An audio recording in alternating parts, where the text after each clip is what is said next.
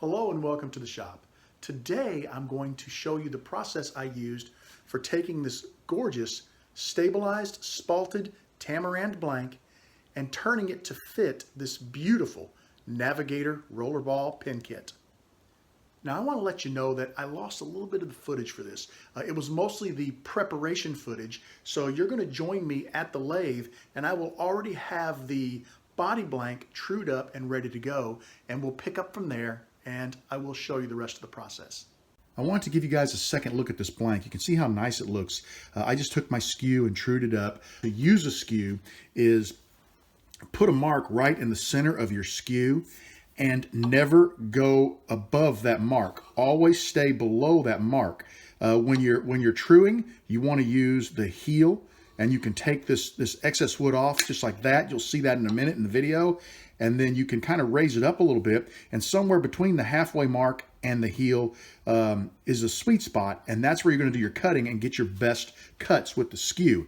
I don't want to put a line on here. I did yesterday, but a quick note, I used a marker when I was learning, a halfway mark, and the issue is when you're turning, it will occasionally rub off onto the blank. So I don't want to have a mark on here while I'm turning this, because I don't want a red mark on here. But for practicing on a piece of scrap, that's the way to go. I'm going to take this over to my strop, and I'm going to strop it because you can see with this being stabilized, there's a little bit of resin on there that it kind of picked up as I was cutting. We'll get that cleaned off, get this polished back up. Then we're going to come back and we'll go ahead and show you how we true with the heel, and then we'll get both these blanks turned and pressed into a pin kit. I just finished stropping the skew, and you can see how nice and shiny it is. The burr has been removed, and so has all of that resin residue that was on the skew. What I'm going to do now is show you a little bit about how I set up to start turning with the skew. I backed the video up a little bit so I could get a little bit more in frame and kind of show you a couple things. When I set up to use my skew, my tool rest is raised slightly. I like to lay the skew on the tool rest, and if I had the line in the center of the skew and I want to stay below it, I want to turn right about here. So I kind of set it up to where when I bring the tool in, the center of my, in this case, mandrel, you could do this between centers as well, but the center of where I'm turning is right at the sweet spot on my skew. So when I come down through here, I'm going to take a nice smooth cut right along this blank. This works well for truing too, because we'll just basically raise the skew, we'll lower the tail of the skew or the handle and raise it up, and we'll use the point and we'll chew all of this material right off. It's super fast. It'll remove it and it'll true it up, and then we can raise the handle and bring ourselves back into the cutting position and clean this blank up. So you want your tool rest to reflect that. The other thing is, make sure I'm riding on the back of the tool rest. Take a piece of sandpaper and clean that up. Make sure there are no nicks, because as you're following along, the skew will hit those nicks and you will transfer that to your blank. So I've got the back of this nice and smooth. Another little trick is a little paste wax along here and then buff it off. And you can even put a little bit on the bottom of your skew and buff it off after you sand and clean it up, and it'll slide a whole lot easier along the tool rest. I've zoomed back in to get the entire blank in frame as well as the tool rest. That way you can see my cutting angles as I'm truing up the blank and as I'm actually cutting the blank. You unfortunately are not able to see the handle of the tool, whether I'm raising or lowering it. So what I'm going to do is turn with the dust collector off, so hopefully I can talk through that process. I am going to be wearing a mask to protect against the dust particles, so my voice may be a little muffled, and I will have my face shield on to protect in case, a piece of this flies up and hits me in the face. So, but I'll do my best to talk you through this. I've got my lathe set for 2,630 RPMs. I'm going to anchor the tool, and I'm going to ride the bevel. Now that's going to be really noisy before this blank is trued up. It won't be as bad once the blank is trued. But what I'm going to do is, normally I would cut like this. Okay, so the handle is raised, and I've lowered the cutting edge to cut between the center and the heel. What I'm going to do is I'm going to take the handle a little bit farther down. We're going to ride the bevel, and then I'm going to turn into the cut. And as I turn in, it's not just turning in, it's also bringing the tool out a little bit to get a good cutting angle. And we're going to start facing off this blank and truing it up. So A, B, C, anchor, bevel, cut, turn and cut.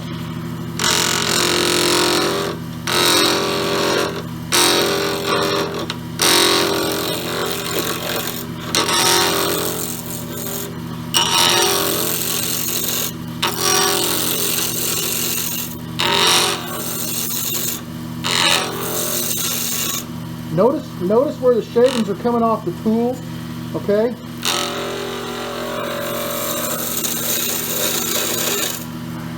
So after I've got it a little bit true, I start lowering the handle and also lowering the cutting edge to between halfway and the heel.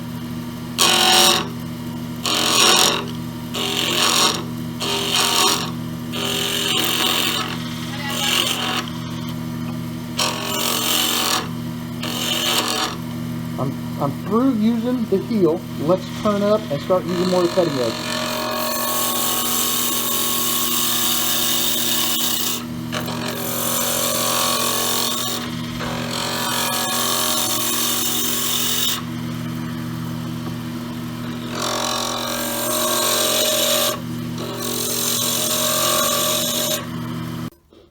Look at the finish we've got on that. Nice and smooth. That's beautiful. That's what you get with the Skew. I could probably start sanding this at 220. Now let's talk about a few other things here. Notice my hand when I'm holding the tool. I've got a knuckle behind my tool rest. I have an indention back here that you can ride in. It's like a concave area, and I use my knuckle. I hold my tool like this, and then what I can do is I can ride my knuckle along this rest and control the depth of my cut.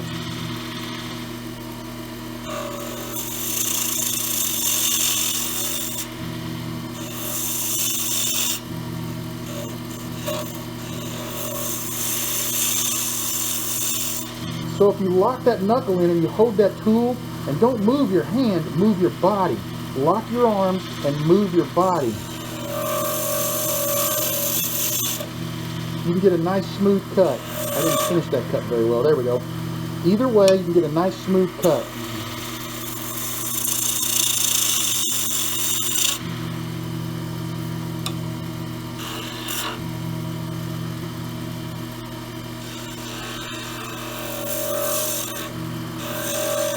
And that blank looks amazing.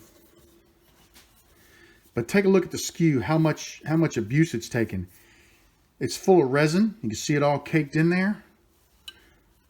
See that? So basically, this is okay. I could turn a little bit longer with this. It's still very sharp, but periodically you want to stop and clean that Skew. And I clean it by using a strop, a leather strop. And it does a nice job of keeping the tool clean, keeping the tool sharp, and just, I think, makes cutting so much smoother. All right, what I'm going to do is I'm going to stop talking, and I'm going to finish turning this down to the bushings, and we'll come back when we're ready to start sanding and finishing this blank.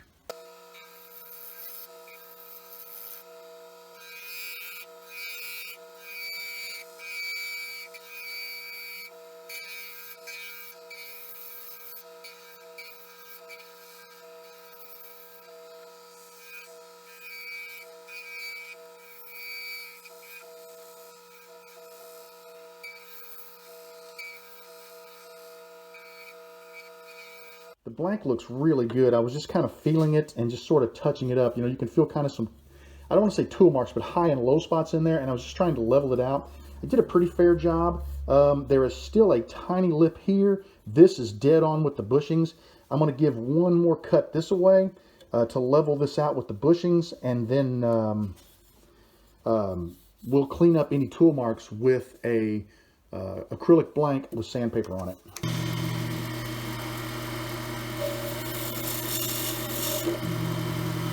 That's perfect. I've lowered my lathe to 840 RPMs, and if you've watched my channel for a while, you've seen this trick before. I like to take an acrylic blank that has a nice, perfectly smooth, flat edge on it. I like to put my sandpaper around it, and I like to use that to sand the blanks on the mandrel. What happens is, as you sand back and forth, you will notice dull spots and shiny spots on your blank. Those dull spots are the high spots, okay? And they're dull because you're actually scuffing them up with the sandpaper. The shiny spots are the low spots, or the tool marks. You want to sand back and forth until the entire surface of the blank is dull. At that point, you can feel it with your fingers, and it will feel perfectly smooth from end to end. That's when you know you've got a perfectly smooth blank. This is also good if you have a little lip at your bushings. You can kind of work that area, and it will clean that blank up and give it a perfect fit with that bushing. And that is so important, because when you make your final assembly, the closer you are to these bushings, the better the fit you're going to have with your pin components. You can immediately see shiny spots and dull spots. Looky right there. We got a shiny spot there. That's a tool mark. Rest of it looks pretty good, actually. I think I did a pretty good job on that. I'm surprised. But let me go ahead and finish sanding this. We're going to get rid of that shiny spot right there. And we're going to make sure that we have a transition that you cannot feel between the bushings and the blank. We know that we have a smooth surface on our blank. We know that we meet perfectly at the bushings. Now we're going to turn our attention to getting rid of some of these centrifugal scratches. And the way I do that is I just take my sandpaper and I rotate the lathe with one hand and I sand with the grain.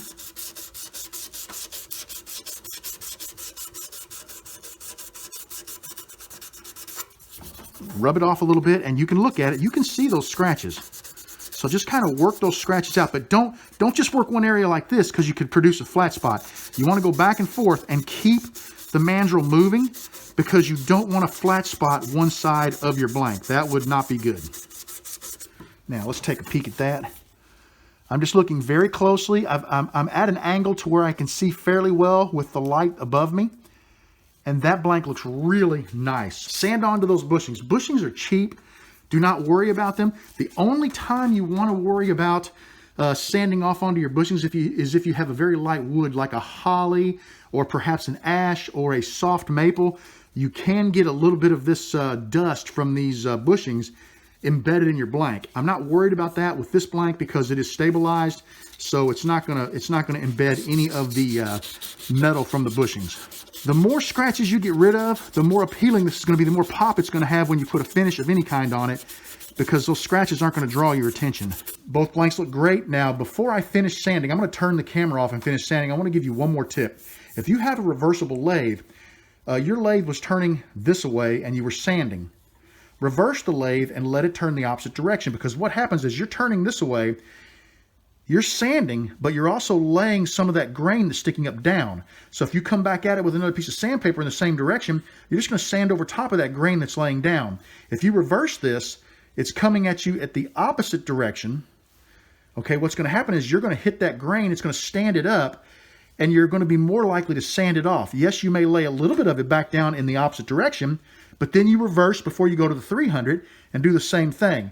By reversing the lathe between grits, any grain that lays down, you're going to raise up and you're going to sand it off and you're going to get a much nicer finish. Now, my lathe isn't reversible. I mentioned that earlier. What I could do is I could take these off the mandrel and just simply flip these blanks around and then run it in the normal direction, and that would allow me to sand in the opposite direction and raise that grain. And that's exactly what we're going to do right now. Keep the blanks in the proper orientation. We're going to rotate this blank, put it back on the mandrel. Then we'll rotate this blank, put it back on the mandrel. I've got my 220 paper. There's no need for me to use the blank again because we know that the blank on the lathe is smooth from end to end. There are no tool marks in it. We're just going to go ahead and sand normally with our 220 grit paper. I just finished sanding this blank with 400 grit sandpaper. It looks and feels amazing. I see no centrifugal scratches. Matter of fact, I see no linear scratches, so I'm real happy about that. Still running at 840 RPMs. I just put a piece of cardboard on the ways of the lathe to protect them. We're going to go ahead now and begin micromeshing. I would not recommend doing this with a wood blank, simply because the wood will just absorb the moisture, and then you're going to have problems with finishing. But with this being stabilized, I don't think we're going to see that moisture absorption that we would see with a wood blank. I'm going to work it really good with the first pad. That way, if there were scratches that I just wasn't seeing, but they're there, we're going to get rid of them. Just finished up with the micromesh pads, and the blanks look and feel amazing. I thought I could probably go straight into a wax and just wax this, and it would be fine because of the resin in the blanks, but that resin, it's more for stabilizing. It's not like an Alumilite that you can really shine up by polishing to a very high grit. So it's still a little dull. So I think we're going to have to put a finish on here. So what I'm going to do is I'm going to go ahead and put a CA glue finish. You've seen me do it before, so I'm not going to do that one on camera. We'll go ahead and put a CA finish on here, and then I'll run back through the micromesh pads to really polish it up. And I'll come back in a couple of minutes and show you what this blank looks like with a CA finish right before we take it to the buffing wheels. Everything's looking nice. I'm going to go ahead and get a little bit of Renaissance wax on this blank.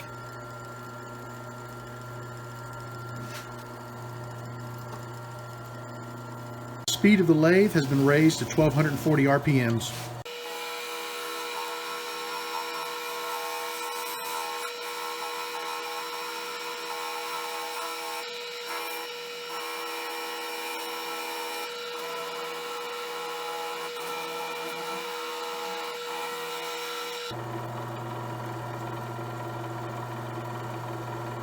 This Navigator pin kit is a very nice kit, but you've got to pay super close attention while assembling it, because just look at the sheer number of pieces that have to be put together to finish this pin. Now, I've kind of laid them out in the order they go in, but we still have to be careful not to press something incorrectly into the kit. I'm going to start with the cap. I'm just going to basically use this tool to kind of chamfer the edges. This will make parts easier to start. Now that I've done that, there could be some debris inside the tube, so I'm just going to clean the tube out with a bottle brush. This is the finial end, so we're going to take our clip. We're going to drop the finial into the clip, put it on the pin, and I'm going to grab one of the bushings that I used to turn it, and we're going to put it in the other end. This will give us something solid to press against so that we don't damage the wood on the bottom edge of the pin. Put it into the pin kit.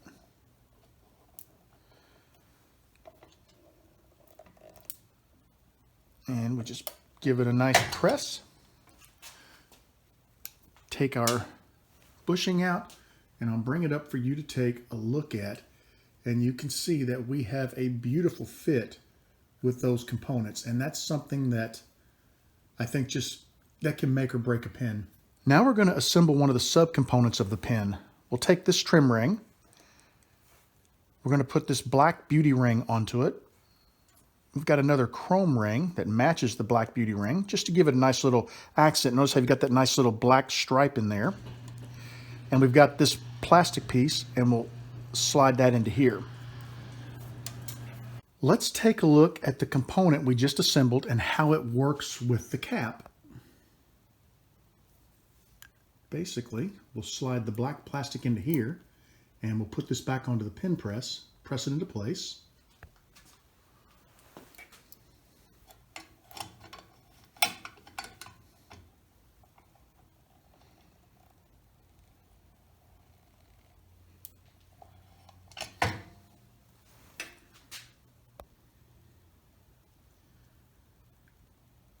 Doesn't that look nice?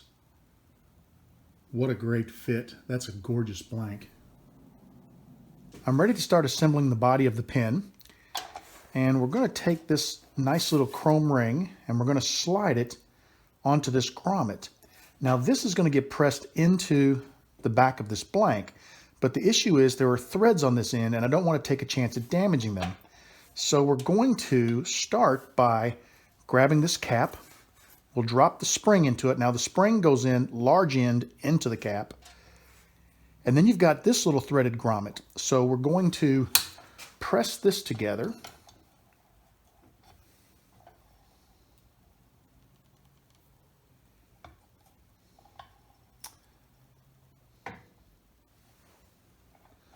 I wasn't able to press it all the way together because I just didn't have enough throw in my vise or my press.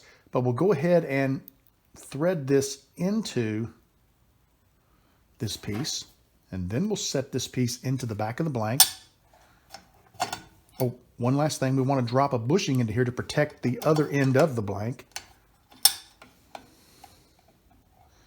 And now very slowly and very carefully, we're going to begin to press this together. I'm just watching to make sure I don't get in a bind at any type of an angle. That looks pretty good. I'm going to back this out a little bit. There we go. I just backed it out because I wanted to make sure that it threaded properly. Whoops. Bushing came out. Let me bring that up to the camera. And you can see this pressed nicely into the blank. Got a great fit right there. And this little cap just threads into the blank like this. And we protected our threads through the pressing process. I'm ready now to assemble the nib section and put that into the body of my kit. So I'm going to grab this little grommet here, threaded grommet. I'm going to grab this beauty ring. We're going to slide it onto here. Now this will go into the body like this. But once again, we want to protect those threads. So I'm going to thread this nib on. And then we're going to put this in the press. And now once again, we're going to press very carefully and making sure that we don't get this in a bind. There we go.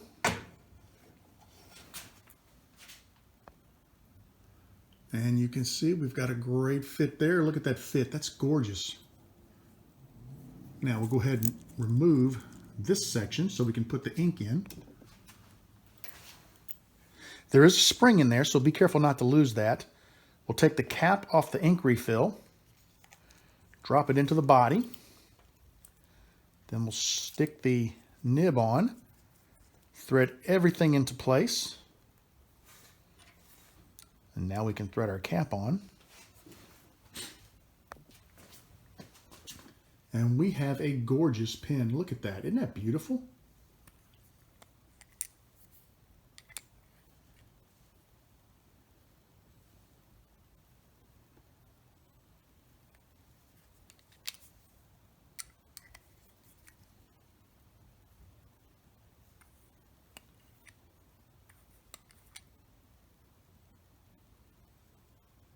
I'd really like to thank you for joining me in the shop today. I had an incredible time turning this blank. It turned like a dream. I couldn't have asked for a blank to turn any better. It made a gorgeous pen, and for that, I'm very happy. I'd like to thank you for joining me in the shop today. I want you to know that you are always welcome in my shop. Come back and see me again real soon, and have a great evening.